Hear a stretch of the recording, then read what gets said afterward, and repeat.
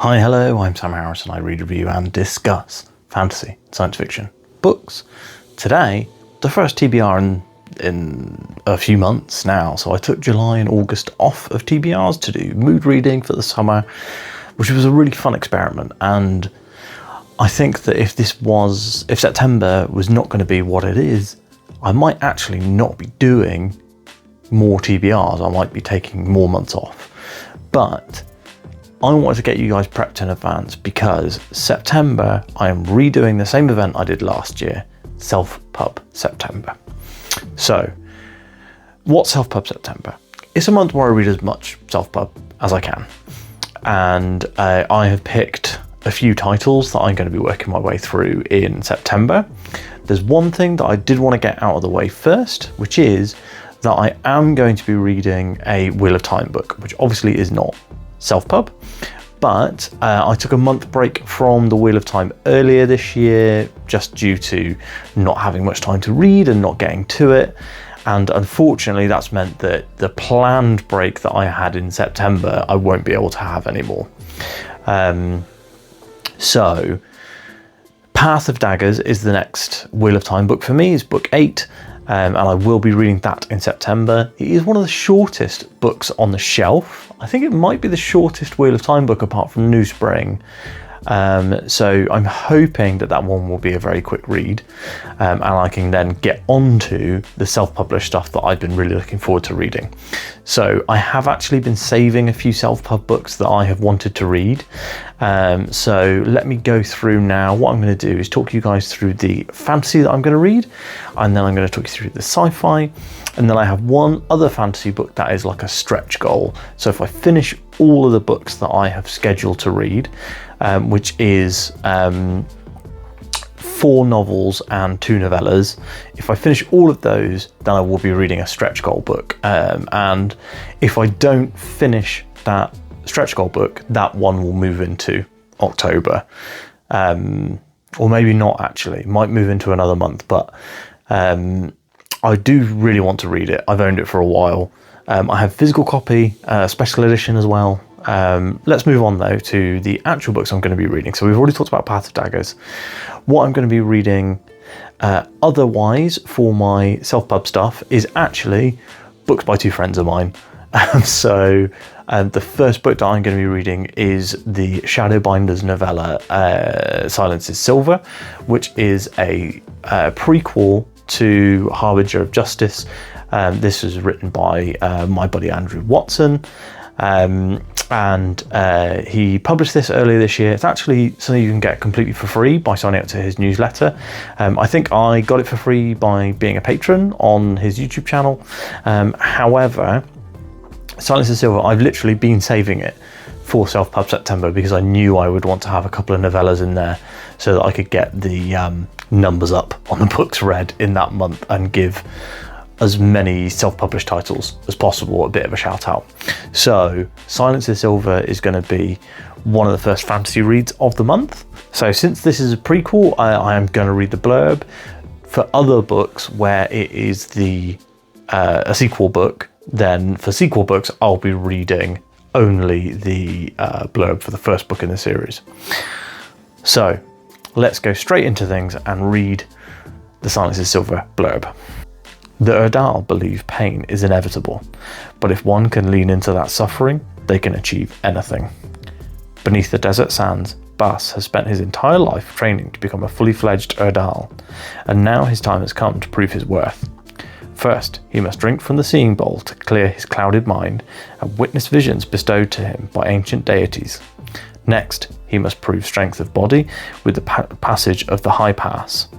But destiny is shrouded in red, and strength of arm will not be enough to survive its true tests. Will he ascend to a full Erdal, or will his visions of blood come to pass? The turning season has begun. So this book actually is, because it's a prequel, it is actually one that you could read without having read Harbinger of Justice. I do think Harbinger of Justice is worth the read, it's very good.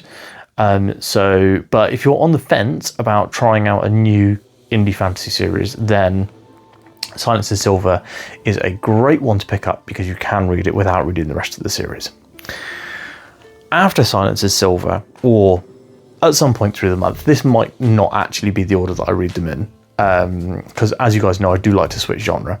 But after Silence is Silver, I'll be reading Return to Edan by my buddy Philip Chase. I have also been saving this one. I was originally planning on reading Way of Edan. Definitely remember the sequel title, and unfortunately I've got another book covering it up on my bookshelf. Prophet of Edan. I was going to read them all like a couple of months apart, but I then was like, no, I'll just wait and I'll read it in Self-Pub September. So I'm going to read to you guys the blurb for book 1 in the Edan trilogy, which is The Way of Edan. Holy war, magic rooted in empathy and transcendence, fantasy creatures as never seen before. The kingdom of the Eternal will awaken when the Way of Edan holds sway over all of Jormunland. So say the prophecies. With unrivaled power in the gift, the supreme priest Bledla leads Torland and its mighty army to convert rival kingdoms by the sword and by the fang. Among the gathering resistance is the sorceress Sequara, whose mission is to protect her island and her Andumaic faith from the Torlanders' aggression. A holy war looms over the kingdoms of Jormunland. A chance encounter bestows a terrible curse upon a young man. Day Raven's curse may decide Jormunland's fate, but first, with the help of unlikely friends, he must survive the shattering of the world. So that was the blurb for Way of Edan, which is the first book in the series. I will be reading the final book in the series, which is Return to Edan. I have the physical and the digital. I'm very excited to crack those open. It's been a long time since I bought them. Next up, I will be going into the world of science fiction. So the next 3 titles are sci-fi books. I will be kind of pitching and shuffling these books around.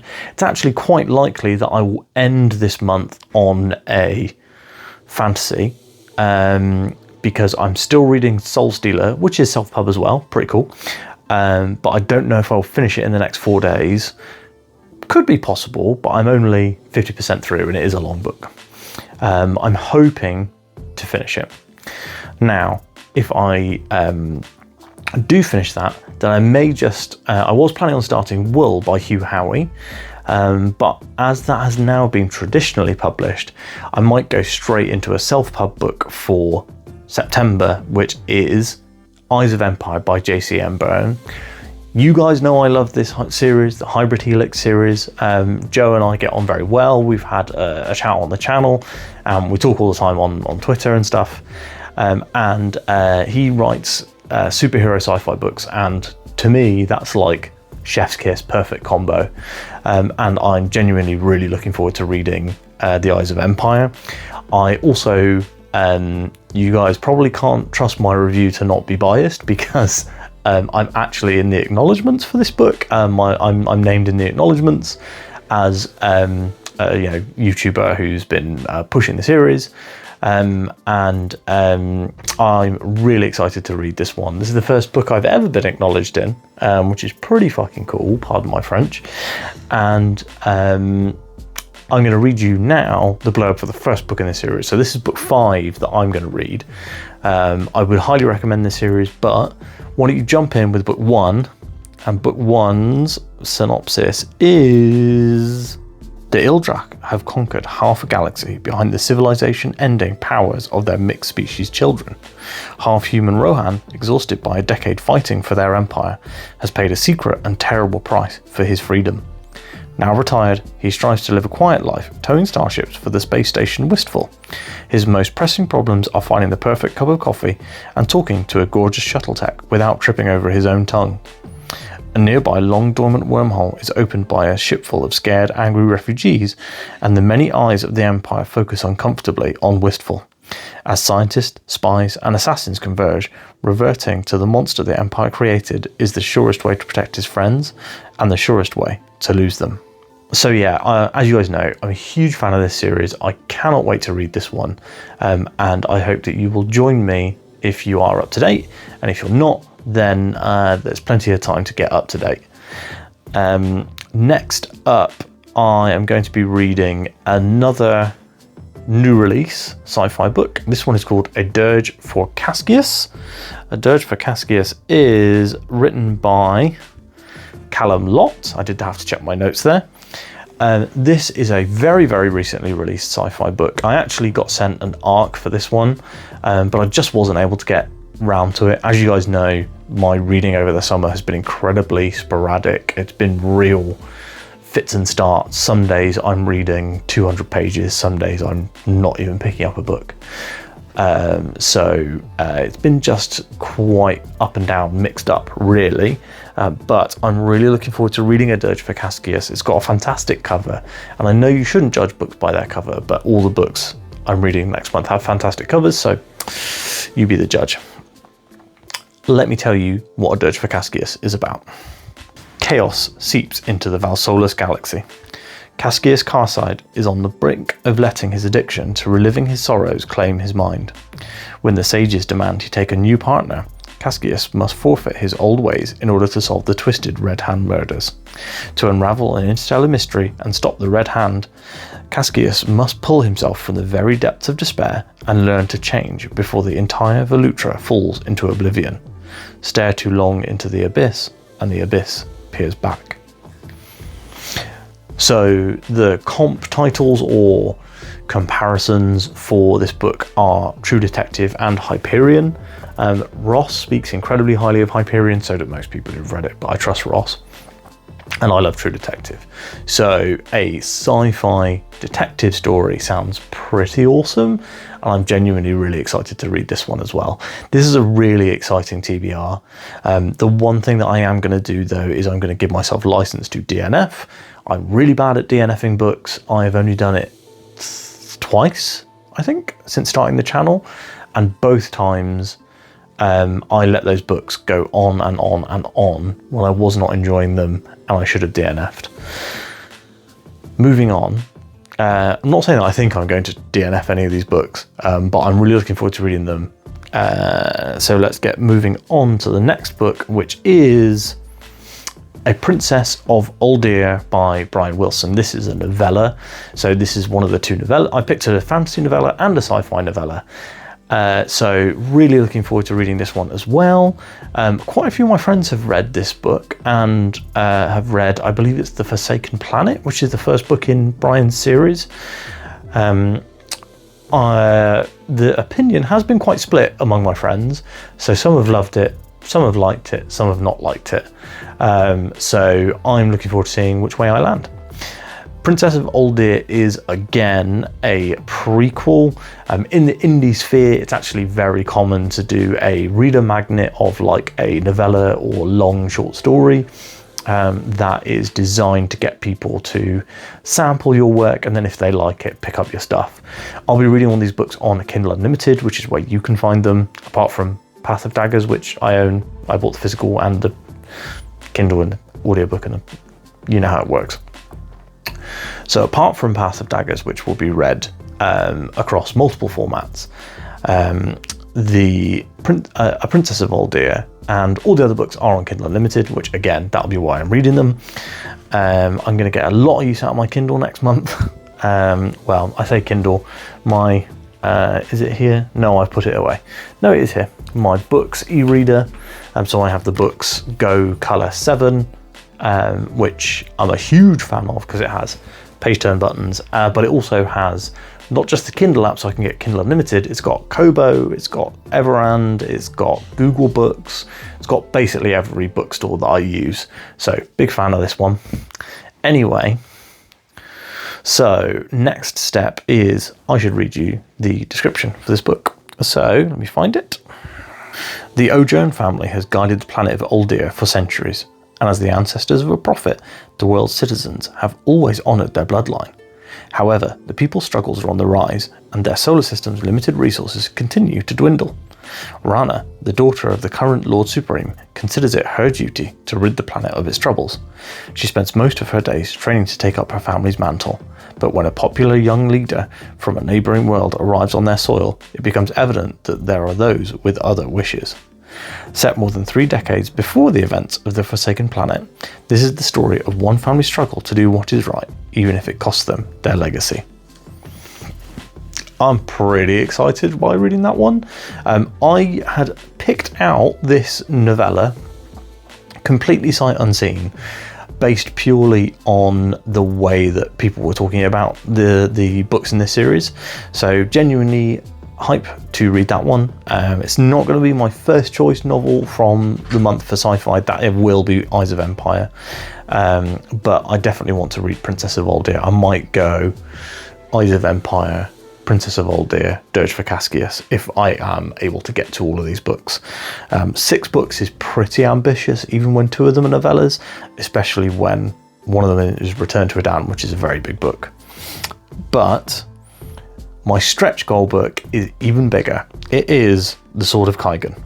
So, as you guys know, I bought the Page and Wick version of Sword of Kaigen when it was on sale, and it's actually signed by ML Wang as well. ML Wang, sorry. I'm genuinely have heard incredible things about this book. It won the SPFBO. Most people say it's their favourite standalone fantasy book of all time, let alone their favourite indie fantasy book of all time. So I'm very excited to read it. I do love Asian inspired stuff, and really hyped to read this one. I decided to make it the stretch goal because it was going to originally be one of the 3 fantasy novels, but it got pushed out by Path of Daggers. Unfortunately, just to keep on target, because Matt and I have a rough schedule for our Wheel of Time conversations, in order to make sure that I am reading those in time for Matt to have a conversation about it, I do have to unfortunately read Path of Daggers during Self-Pub September, which is a shame, but I'm hoping to get the first couple of books of the month out of the way pretty quickly, so that I'll have more time for the more of the indie books later on. So if you don't know what Sword of Kaigen is, I'm now going to read you the blurb. Better to die sharp in war than rust through a time of peace. A mother struggling to repress her violent past, a son struggling to grasp his violent future, a father blind to the danger that threatens them all.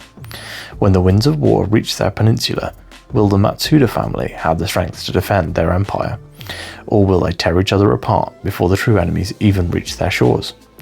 High on a mountainside at the edge of the Kaigenese Empire lives the most powerful warriors in the world, superhumans capable of raising the sea, wielding blades of ice. For hundreds of years, the fighters of the Kusanagi Peninsula have held the Empire's enemies at bay, earning their frozen spit of land the name the Sword of Kaigen. Born into Kusanagi's legendary Matsuda family, 14-year-old Mamoru has always known his purpose, to master his family's fighting techniques and defend his homeland. But when an outsider arrives and pulls back the curtain on Kaigen's alleged age of peace, Mamoru realizes that he might not have much time to become the fighter he was bred to be. Worse, the empire he was bred to defend may stand on a foundation of lies. Misaki told herself that she left the passions of her youth behind when she married into the Matsuda house. Determined to be a good housewife and mother, she hid away her sword, along with everything from her days as a fighter in a faraway country. But with her growing son asking questions about the outside world, the threat of impending invasion looming across the sea, and her frigid husband grating on her nerves, Misaki finds the fighter in her clawing its way to the surface. So that's a pretty cool synopsis for that book. I'm not going to go too much deeper onto this TBR because that's all 7 books that I'm hoping to read. In an ideal world, I will read all 7. Several of them are short on purpose to make sure that I can get through as many titles as possible. I have a few backup titles in mind, but I will announce those when it comes to it, because I don't want to say I'm going to read some indie titles and then not actually touch them, which is what I ended up doing last year, which I did feel guilty about, mostly because last year during September I got obsessed with Starfield, the sci-fi game from Xbox, so don't want to do that again. Anyway, have you read any of these books? I would love to hear your thoughts and recommendations on which ones I should prioritize. I would love to chat to you guys about these books, and if you're planning on reading them with me in Self-Pub September. And of course, like this video if you liked it, and please do subscribe to the channel because every little subscription helps. Let's make it to 1,000 in Self-Pub September. That's a very lofty goal, and it probably won't happen, but I would love it if it did. So thanks so much for watching, and I will speak to you tomorrow.